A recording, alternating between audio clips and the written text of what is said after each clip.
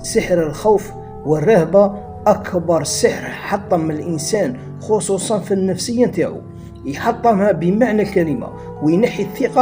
ثقة النفس من الإنسان، تولي ما عندوش ثقة، يولي إنسان عايش هكذاك برك، ياكل ويشرب وخلاص، بس خايف من كلش ويرهب من كلش. الإنسان هذا تلقاه يخاف حتى من والديه، يخاف من حياته كيف راهي تسير،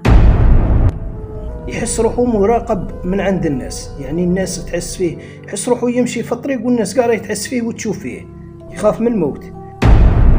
يحب يدخل لبروجي يخاف من رئيسه في العمل ولا مديره في العمل، يخاف من الزملاء نتاعو، ما يحبش يمشي في الطريق وحده، يبغي دائما يكون معاه مرافق، يخاف كي يخلص الدراهم هذوك إلا كان خدام يخاف يسرقوهم له في لابوست، تقولوا تتزوج يخاف يتزوج ويخاف المسؤولية تاع الأطفال، يحس بلي الناس لو كان يدير فيهم ثقة كاع راحين يخدعوه، يخاف لو كان يرقد يصبح يقولوا له راك حابس من الخدمة، كي يصوني التليفون تاعو يموت، كي يصونوا له في الباب تاع دارو يموت من الخوف، يعيش في رهبة ورهبة. لهذا السحر اللي ولا دركا منتشر ويخليك أكثر من سحر التعطيل في القوة تاعو ب1000 مرة، لأنه يعيشك في رهبة وخوف، ما تعيشش حياتك، تعيش خايف،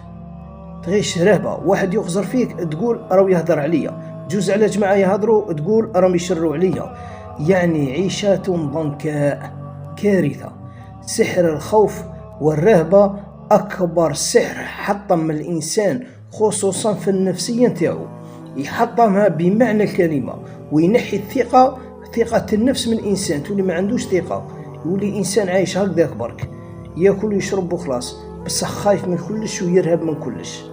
هذا هو سحر الخوف اللي نقول عليه أنا هو أخطر من سحر التعطيل ب1000 مرة، لأنه يعطل عن الزواج ويعطل عن التجارة ويعطل عن التعليم ويقتل العلاقة مع الناس، والناس قاعد تكون مليحة معاك انت تحسهم باللي راهم يراقبوا فيك ويعسوك وانت خايف منهم. مع تحيات شيخ راقي أبو تقي الله الجزائري.